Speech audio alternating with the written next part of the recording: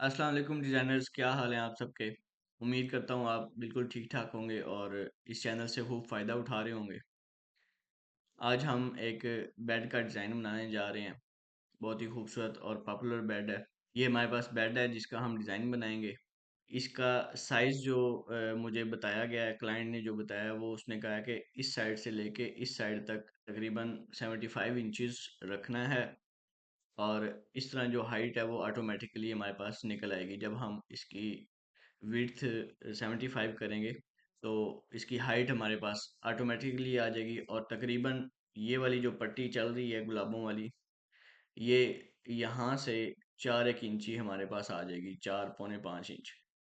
तो उसके लिए मैंने ये जो गुलाब यहाँ पे लगे हुए हैं ये मुझे इतने अच्छे नहीं लगे। तो इसलिए फिर मैंने उसके अंदर गुलाब जो हैं वो नए डाले हैं। तो वो आज हम बनाने की कोशिश करेंगे। इस तरह हम ये गुलाब बनाना भी सीख जाएंगे और साथ साथ हम इस तरह का कॉम्प्लिकेटेड डिज़ाइन जो होता है वो भी बनाना सीख जाएंगे।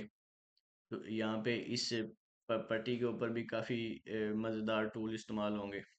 टू रेल स्वीप का बड़ा एक्सटेंसिव यूज़ है। इस पट्टी को हम जब बना रहे होंगे तो उसमें टू रेल स्वीप ही इस्तेमाल हो रहा होगा। इसके दो तीन तरीके हैं। एक तरीका ये है कि हम इस पट्टी को सोलोली एक ही वेक्टर के अंदर से बनाएं और दूसरा तरीका ये है कि हम इसके पार्ट्स कर लें।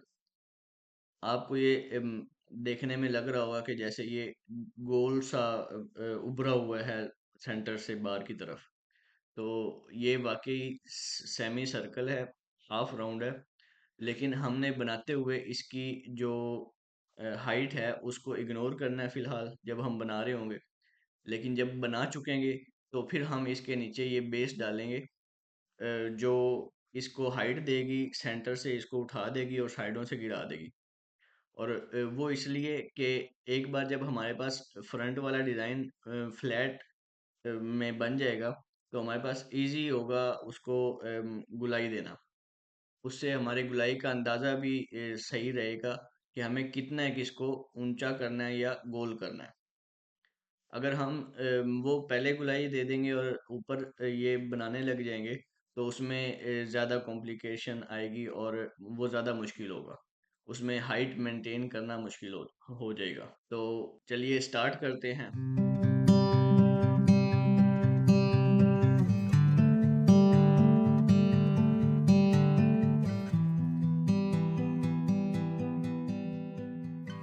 जी डिज़ाइनर्स, तो ये जैसे ही हमने ओपन पे क्लिक करके इस पिक्चर को सिलेक्ट किया तो हमारे पास सबसे पहले उसने जो रिक्वायर किया है वो है मॉडल साइज़, कि हम इस मॉडल का क्या साइज़ रखना चाहते हैं।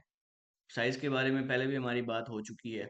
तो फिलहाल हम इसको जो साइज़ हमारे पास आ रहा है उसी साइज़ पे ओपन कर लेंगे और उसके बाद हम एक रेक्टेंगल इसके ऊपर ऐड करेंगे जिस तरह हम पहले करते हैं। अब वो हमारे पास जो साइज़ था जो क्लाइंट हमें बताया है वो उसने कहा है कि इसके यहाँ बार से शुरू करना है और दूसरी तरफ दूसरे किनारे तक इसका 75 इंचज़ होना चाहिए। तो हम क्या करेंगे, हम उसका आधा लेंगे कि जहाँ पे उसकी जो सेंटर है, जहाँ पे वो आ रहा है, हम उस सेंटर तक इसको 75 के हाफ पे कर देंगे। यानी कि 75 डिवाइडेड बाई 2 कर देंगे तो वो तकरीबन बन जाएगा 37 पॉइंट समथिंग,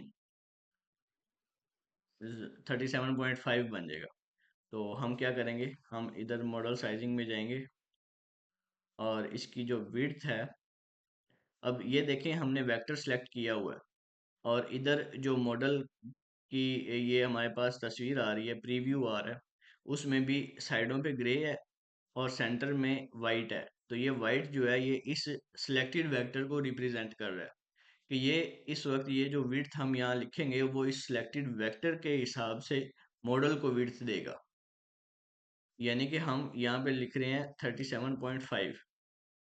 तो 37.5 पूरा मॉडल नहीं है, बल्कि 37.5 ये वेक्टर है जो इसको हमने सेलेक्ट किया हुआ है और इसके हिसाब से, इसकी रेशो के साथ इस मॉडल को जितना कम होना चाहिए वो उतना कम हो जाएगा। तो इसको 37.5 करके ओके करेंगे। तो ये देखें हमारे पास उसका, अच्छा ये जो बना रह गया, ये इस वजह से बना रह गया क्योंकि हमारा ऑलरेडी वो वाला टूल सिलेक्टेड था, हम रेक्टेंगल बना रहे थे और एक उसके ऊपर आ गया था, उसको हम डीसिलेक्ट करेंगे तो वो हटेगा। तो ये देखें, ये हमारे पास इस वक्त अगर आप मॉडल साइज देखें तो ये 45, 46, 46.6 और आगे जूम करते जाएंगे तो आपके पास एक्यूरेट साइज आ जाएगा, जो कि यहाँ मॉडल इंफॉर्मेशन में भी आ रहा है। अगर आप मॉडल के इंफॉर्मेशन के बारे में देखें, जैसा कि ये है, तो वो आ रहा है तकरीबन 46.76 उसकी विड्थ, जबकि हमने ये जो फिगर डाला था वो था 37.5। तो वो इस सिलेक्टेड रेक्टेंगल का है। ये मैं इसलिए बार बार इस पे जोर दे रहा हूँ क्योंकि काफ़ी लोग जो हैं वो पूछते हैं कि ये मॉडल की साइजिंग कैसे करनी है, वो मॉडल की साइजिंग के ऊपर फंस जाते हैं। तो इसलिए मैंने इसके ऊपर ज़्यादा फोकस किया ताकि आपको ये चीज़ समझ आ जाए कि मॉडल ओपन करने के बाद उसको साइज कैसे करना है। अब नेक्स्ट हम स्टार्ट करते हैं। सबसे पहले मैं ये सोच रहा था कि सबसे पहले ये पत्तियां और ये छोटे फूल बना लिए जाएं। उसके बाद ये रेड रोज़ जो मैंने ऊपर ऐड किए हैं फोटोशॉप से, इनको बना लें और एंड पे हम ये वाली पट्टी बनाएं और उसके बाद इसको गुलाई दे के हमारा ये डिज़ाइन कंप्लीट हो जाएगा। तो स्टार्ट कर लेते हैं सबसे पहले यहाँ से। ये छोटे फूल भी इन पत्तियों के साथ ही हम बनाएंगे, तो यहाँ से हम इस फूल से स्टार्ट करेंगे।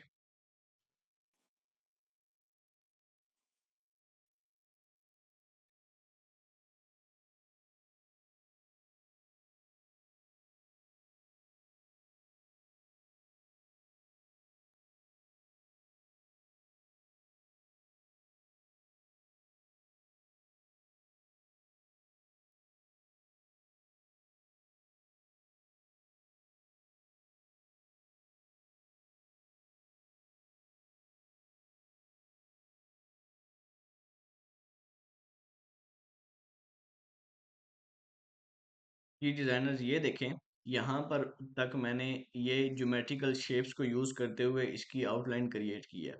अब उन्हीं शेप्स को मैं उसके जो ओरिजिनल हम मेरे पास शेप बनी हुई है उसमें कन्वर्ट करूँगा। तो उसके लिए मैं अपना जो वेक्टर एडिटिंग टूल है उसका यूज़ करूँगा, जिससे मुझे इजीली वो वाली शेप मिल जाएगी जो मुझे चाहिए। अगर मैं यहाँ से पॉली लाइन से करता तो तब भी हो जाना था, लेकिन ये ज्योमेट्रिकल शेप्स जो होती हैं, जो नियरेस्ट ज्योमेट्रिकल शेप्स होती हैं, उनसे अगर बंदा बनाए तो वो जल्दी डिज़ाइन बन जाता है और एक्यूरेट बनता है। उसकी जो आर्क्स होती हैं, जो उसके कर्व्स होते हैं, जो उसका आपस में प्रोपोर्शन होता है, वो बड़ा बेहतरीन आता है इससे।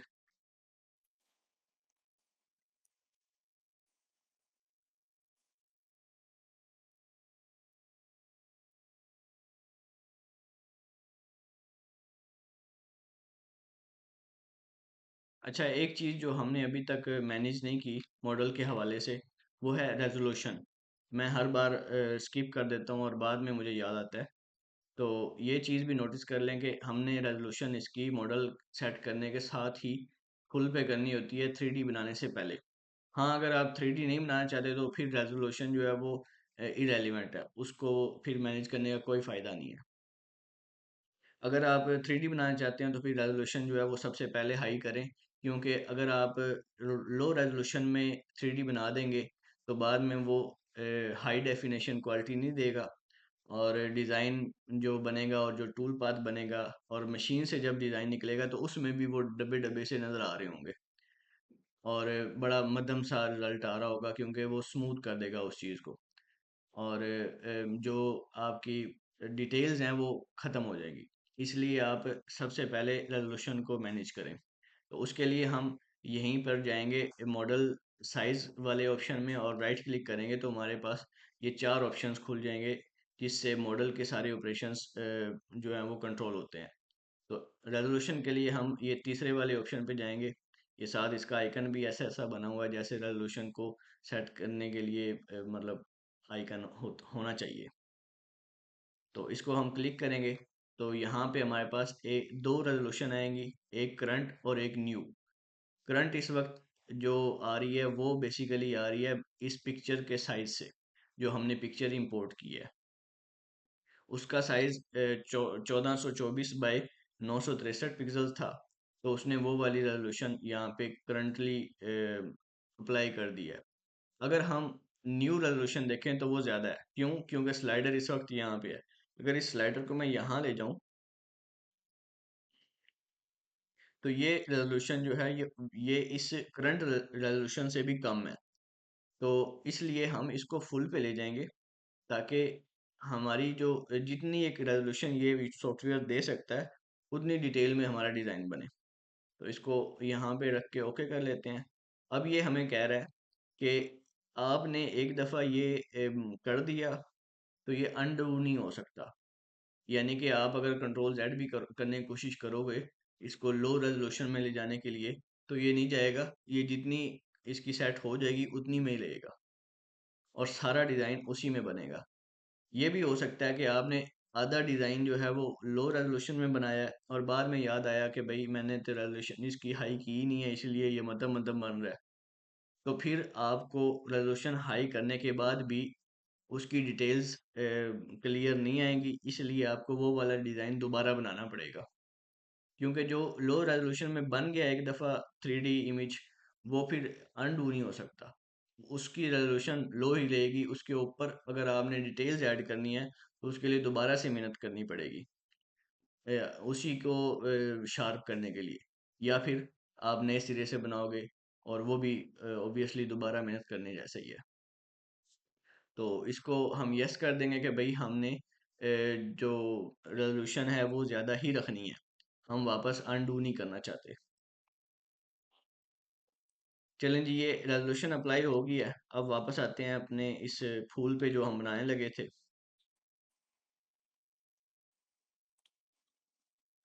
इसको हम 3D ब्लेंड से भी बना सकते हैं और उसके अलावा ये स्पिन टूल है इससे भी बना सकते हैं।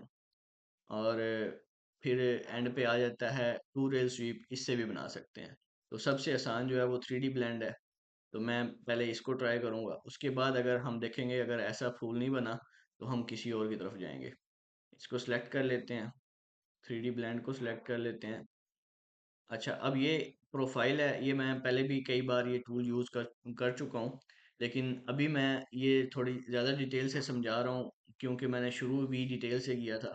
तो इसलिए मैं अब इन सब चीज़ों को डिटेल से ही लेके चलूँगा। प्रोफाइल के अंदर आपने देखना है कि आपको किस तरह की शेप चाहिए। तो फ़िलहाल इधर प्रीव्यू नज़र नहीं आ रहा तो इसलिए ये क्लियर नहीं है। मैं प्रीव्यू लाने के लिए हमें इसकी जो हाइट्स हैं वो मैनेज करनी पड़ेंगी। अब वो कह रहा है कि बॉर्डर आपको कितना चाहिए, मतलब ये वाली जो लाइन है इसकी फुल हाइट आपको कितनी चाहिए। मुझे चाहिए जी ये तकरीबन 0.5 इंचज़। नेक्स्ट वो पूछ रहा है कि इसका जो इनर है वो आपको कितनी हाइट पे चाहिए, मतलब जहाँ पे ये सेंटर हो रहा है उसकी हाइट कितनी चाहिए। लेट्स से कि हम वो 0.25 रख लेते हैं, मतलब इस बॉर्डर से कम, तकरीबन 2 सूतर कम। और ऊपर अगर आप देखें तो ब्लेंड टू आ रहा है। अच्छा, इधर हमारे पास अब प्रीव्यू आ गया। हम इसका जो दूसरा व्यू है, सॉरी प्रोफाइल जो है वो अब मैनेज करेंगे। ये प्रोफाइल इस वक्त लीनियर है कि इस तरह एक लीनियर शेप बन रही है सेंटर की तरफ। और जो साइड्स है इसकी जो बॉर्डर है वो इनर में जाके लीनियर प्रोफाइल के थ्रू मर्ज हो रहा है। ठीक है, तो अब हम ट्राई करते हैं कन्वेक्स। कन्वेक्स में आप देखें इसमें एक बैंड आ गया अंदर की तरफ, ये कन्वेक्स हो गया। और उसके बाद कनकेव है, ये बाहर की तरफ बैंड आ गया। अब आप अगर गौर से देखें तो ये वो शेप है, ये वो फूल है जो हमें चाहिए। हमें अगर आप डिज़ाइन देखें, बिट मैप व्यू। अच्छा, बिट मैप व्यू के बारे में मेरे एक पिछली वीडियो के ऊपर सवाल आया था। उसने कहा था कि बिट मैप व्यू कैसे यूज़ होता है। तो bit map view basically picture को देखने के लिए यूज़ होता है। उसको उसका कोई और यूज़ नहीं है। आप जब इस जगह पे जाते हैं तो आपके पास ये डिस्प्ले आते हैं कि आपका जो मॉडल है उसका डिस्प्ले किस तरह का होना चाहिए। ये सबसे पहला ऑप्शन है डिस्प्ले मटेरियल। अब ये क्या है, ये मटेरियल का कलर है। अगर आप इधर साइड पे देखें तो आपके पास मटेरियल चेंज करने के ऑप्शन भी होते हैं। यहाँ पे मॉडल में अगर आप जाएं तो ये इस वक्त हाइड हुए हुए हैं, ये लाइट्स एंड मटेरियल सेटअप। इसमें जाके आप मटेरियल को चेंज कर सकते हैं, उसकी लाइट्स मैनेज कर सकते हैं, उसकी जो अपीयरेंस है उसको मैनेज कर सकते हैं। और ये होता है बिटमैप व्यू, उस मटेरियल डिस्प्ले मटेरियल से आगे वाला टूल। इसमें जो पिक्चर आपने ओपन की हुई है वो शो हो रही है। बिटमैप का मतलब ही पिक्चर है। और उसके बाद ये है एक्शन एक्टिव रिलीफ लेयर। इसको जब आप सिलेक्ट करते हैं तो जो रिलीफ लेयर एक्टिव है या जो सिलेक्टेड है जिसमें आप इस वक्त हो, वो वाली रिलीफ लेयर हाईलाइट हो जाएगी और बाकी जो है वो मध्यम हो जाएंगी या डल हो जाएंगी। तो उससे हमें पता चल जाएगा कि इस वक्त मैं इस वाली लेयर में हूँ या मेरी इस लेयर में ये चीज़ें हैं। तो ये जब हम दो तीन चीज़ें बना लेंगे मुख्तलिफ लेयर्स में तो मैं आपको ये रिवाइज भी करा दूंगा। तो बिटमैप व्यू जो है वो हमारा बेसिकली पिक्चर के लिए इस्तेमाल होता है। आई होप कि आपका जो क्वेश्चन है वो प्रॉपरली आंसर हो गया हो। अगर स्टिल आपको कोई मसला है तो आप फिर पूछें, मैं फिर बताऊंगा। अच्छा, अब आप देखें कि हमें ये फूल जो है किस तरह का चाहिए था। ये आप इसकी पत्तियां देखें, ये अंदर से ऐसे उठती हुई बाहर की तरफ सीधी हो रही हैं। तो जो हमने इस वक्त प्रोफाइल यूज की है वो भी ऐसे ही है, वो अंदर से ऐसे उठती हुई बाहर की तरफ सीधी हो रही है। तो यही रिक्वायर्ड जो डिज़ाइन है वो हमें चाहिए था। तो हम क्या करेंगे, इसको ओके करेंगे, लेकिन अभी इसको मैनेज कर लेते हैं इसके इनर को। और इसकी ये जो सेंटर है वो कहाँ तक होना चाहिए उसको। अच्छा, उसको कैसे मैनेज करेंगे, ये है ब्लेंड टू। अच्छा, ये ऑप्शन जो है ये बताता है कि ये जो बॉर्डर है ये इस जगह पे जाके ब्लेंड होना चाहिए। तो इस वक्त है centre of the border vector. तो वो इस वेक्टर के सेंटर में जाके ब्लेंड हो रहा है।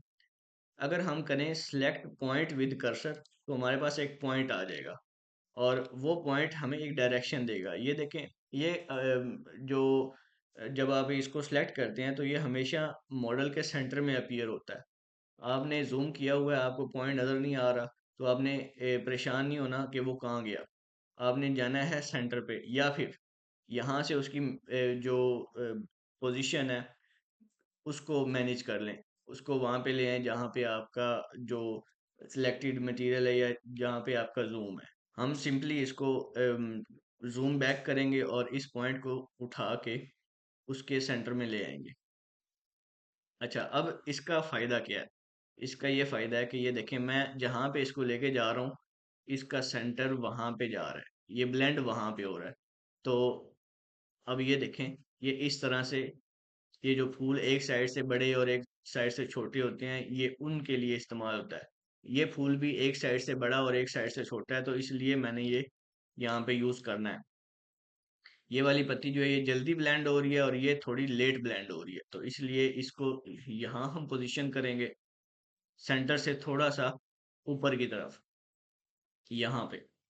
और उसके बाद अच्छा, ये एक इनर वेक्टर एज वाला भी ऑप्शन है। अगर आप इसको सिलेक्ट करेंगे तो ये गायब हो जाएगा और जब आप शिफ्ट दबाकर इनर वेक्टर को सिलेक्ट करोगे तो वो साइडों से उठ के उस इनर वेक्टर के ऊपर ब्लेंड हो जाएगा। उस उसका भी मतलब वही वाला वर्क है जो हमारे इस सिलेक्ट पॉइंट विद कर्सर का था। तो आप ये वाला भी कर सकते हो और वो वाला भी कर सकते हो, कोई भी आप यूज कर सकते हो। और इसका ये फायदा होता है कि ये बिल्कुल शेप के साथ ब्लेंड हो रहा होता है। जिस तरह की शेप आप वेक्टर की बनाओगे इनर वाले की, उस तरह ये ब्लेंड हो रहा होगा। जैसे ही आप इसे डीसेलेक्ट करेंगे वो गायब हो जाएगा, लेकिन अगर आप वापस उसे रीसेलेक्ट करें तो वो वापस आ जाएगा।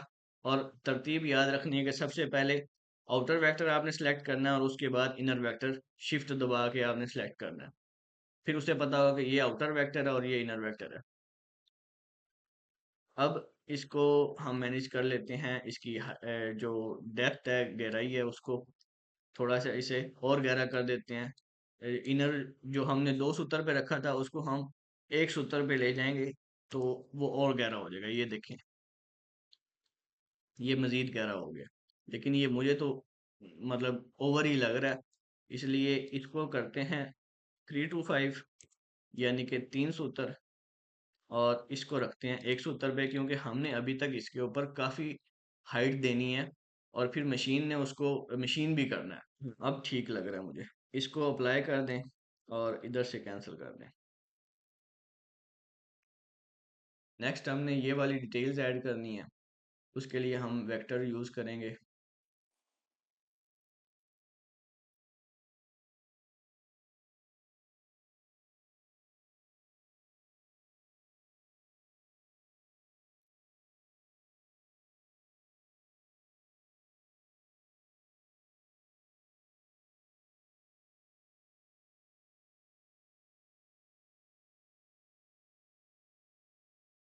ये मैंने एक ही वेक्टर बनाया है, और इसमें बस मैं शेप्स बनाऊंगा और उसके बाद इसको सब ट्रैक कर दूंगा।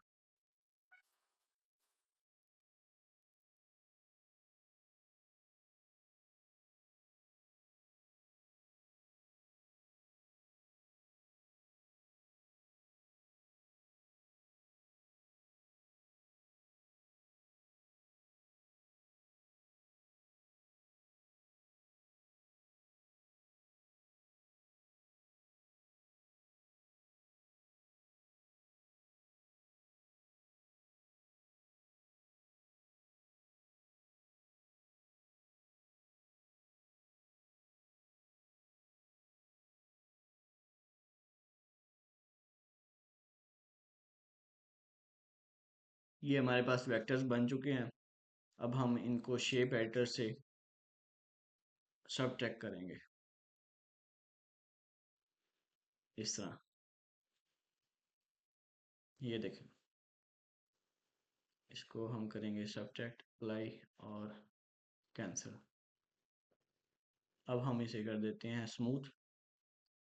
अच्छा, अब स्मूथ इस तरह से करना है कि ये जो इसके सेंटर हैं, यानी कि ये चीज़ें हैं, ये ऊपर की तरफ ना आए, बल्कि ये वाली जो ऊपर वाली नुकरे हैं ये नीचे की तरफ जाएं। तो उसके लिए हमारे पास कंट्रोल होता है यहाँ पे स्मूथ के अंदर, बिहेवियर। तो ये चीज़ पहले मैंने नहीं बताई, ये अब बता रहा हूँ। ये बिहेवियर में आपने जाना है, और रेज ओनली और लोअर ओनली, ये दो ऑप्शन हैं। रेज ओनली में क्या होगा, जो नीचे वाले हैं वो ऊपर की तरफ आएंगे, और जो लोअर ओनली है उसमें जो ऊपर वाली किनारे हैं वो नीचे की तरफ स्मूथ होंगे। तो पहले रेज ओनली करके चेक करते हैं। अब आप स्मूथ करेंगे तो ये देखें, ये नीचे से ऊपर उठा है, लेकिन ऊपर वाले जो ये है ना, ये देखें, ये ऊपर वाले किनारे बिल्कुल उसी तरह इंटैक्ट हैं, लेकिन नीचे वाले किनारे ऊपर की तरफ स्मूथ हो रहे हैं। तो इसी तरह ये जो अंदर वाली गहराइयाँ हैं ये भी ऊपर की तरफ स्मूथ हो रही हैं। हमें ये ऊपर की तरफ नहीं चाहिए, बल्कि ये ऊपर वाले किनारे, ये वाले जो हैं, ये नीचे की तरफ स्मूथ होने चाहिए, और ये वाली गहराइयाँ जो हैं ये बरकरार रहनी चाहिए। उससे क्या होगा, हमारी जो डिटेल्स हैं वो प्रिजर्व रहेंगी, और जो ऊपर वाली नुकरे हैं ये नीचे की तरफ स्मूथ हो जाएंगी, और हमें हमारी डिज़ायर्ड रिजल्ट्स मिल जाएंगे।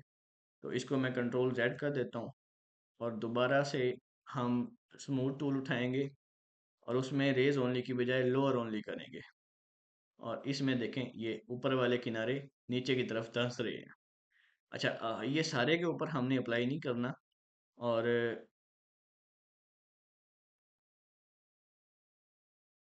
सिर्फ ये जो अंदर सेंटर है इस पे अप्लाई करना है। तो उसके लिए हम क्या करेंगे, इसका रेडियस कम करेंगे, जो पहले हमने अप्लाई कर दिया उसको रिवर्ट करेंगे, और फिर हम इसके अंदर अंदर इसको यूज़ करेंगे। मटेरियल व्यू में चले जाते हैं, मटेरियल डिस्प्ले में। ये देखिए,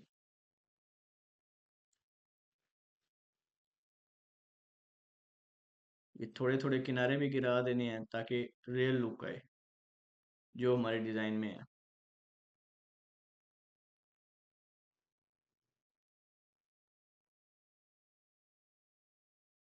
और छोटा करके ये अंदर अंदर इसको इस्तेमाल कर लेते हैं यहाँ पे।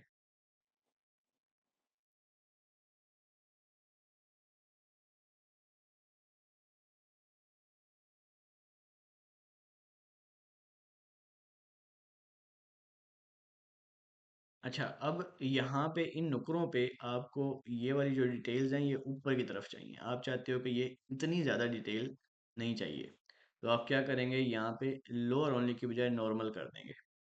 तो ये नीचे से भी उठेगा और ऊपर से नीचे जाएगा, और ये डिटेल जो है आपकी इस तरह से बन जाएंगी ऐसे। मतलब यहाँ पे जाते जाते ये उसमें ख़त्म हो रही होंगी।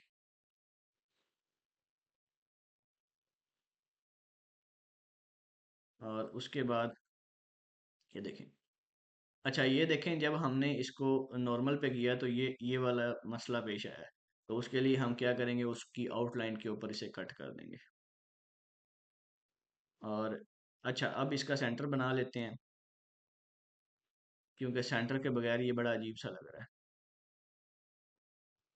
इसको हम राउंड करते हैं, और इसको हाइट देंगे, स्टार्ट हाइट 0.325, क्योंकि इस पूरे के बॉर्डर की भी इतनी ही हाइट थी। इसको मर्ज करेंगे, तो ये देखें, ये इस तरह से बन रहा है। लेकिन इसको हम अलग लेयर में रखें, क्योंकि इसको हमने एक साइड पे गिराना भी है। और उस लेयर की कंबाइन मोड जो है वो मर्ज कर देंगे, अप्लाई और कैंसिल। और उसके बाद इसका एक ऑफसेट अंदर की तरफ बनाते हैं, इतना एक। और इसको हम राउंड में करके सबट्रैक्ट करेंगे इस तरह से।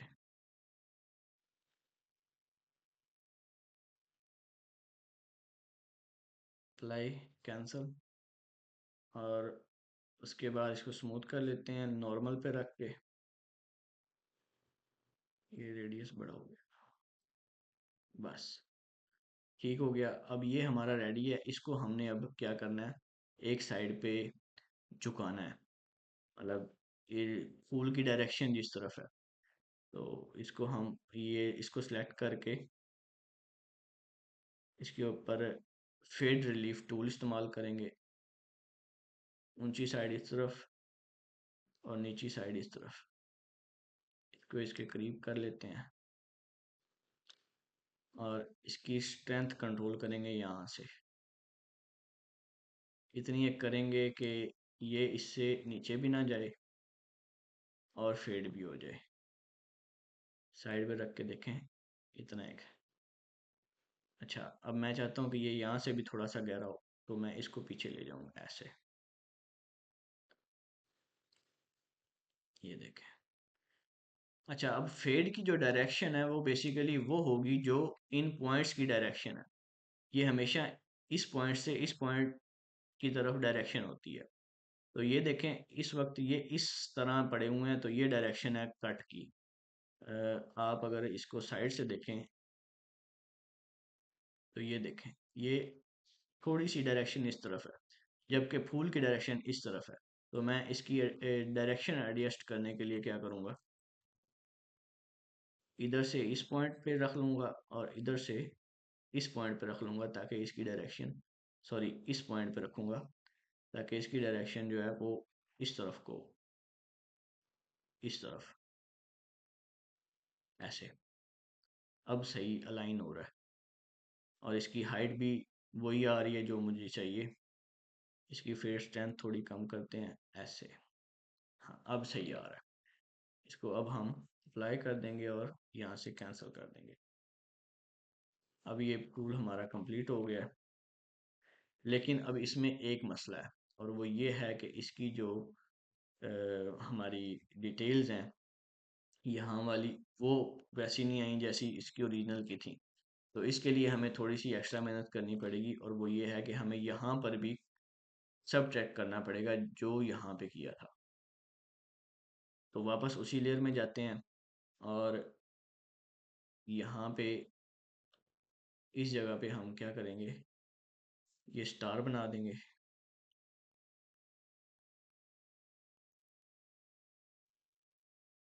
ऐसे। छोटा सा स्टार बनाएंगे और फिर उसके पॉइंट्स पकड़ के खींच देंगे।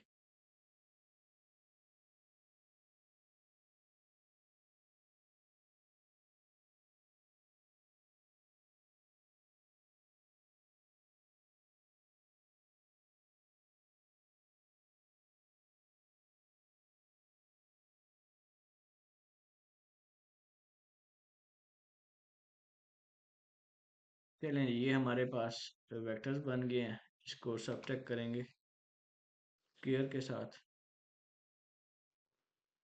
और ये देखें, ये वो वाली डिटेल्स आ जाएंगी हमारे पास। तो थोड़ा और गहरा कर लेते हैं। ये देखें, यहाँ से आपको लग रहा है कि ज़्यादा है, वहाँ से आप उसको बाद में स्मूथ कर सकते हैं, जैसे यहाँ से लग रहा है। तो इसको अप्लाई कर दें, कैंसिल कर दें, और यहाँ से स्मूथ करें लोअर ओनली के साथ।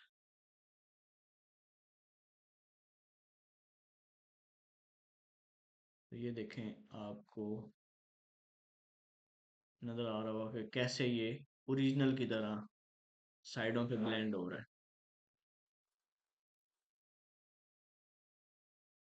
चलें जी, ये हमारा कंप्लीट हो गया। यही जगह रह गई थी, ये भी हो गया। अब एक दफ़ा फिर से आप उसी वेक्टर को सिलेक्ट करके इसको और गहरा कर सकते हैं। इसको थोड़ा बारीक भी कर लें यहाँ से।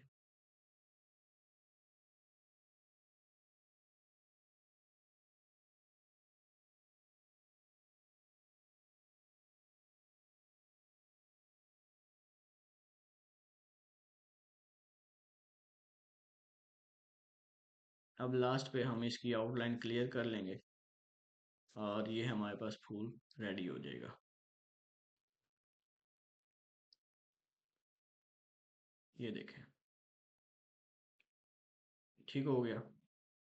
अब इसी तरह हम नेक्स्ट फूल बनाएंगे, ये वाला। अच्छा गाइज, अभी अभी मेरे जहन में एक और चीज़ आई है कि हम इस पूरे डिज़ाइन को अगर हम पार्ट्स में बनाएं और उसके बाद जोड़ लें, तो उसमें और ज़्यादा अच्छी क्लास बन जाएगी और अच्छी ट्रेनिंग हो जाएगी।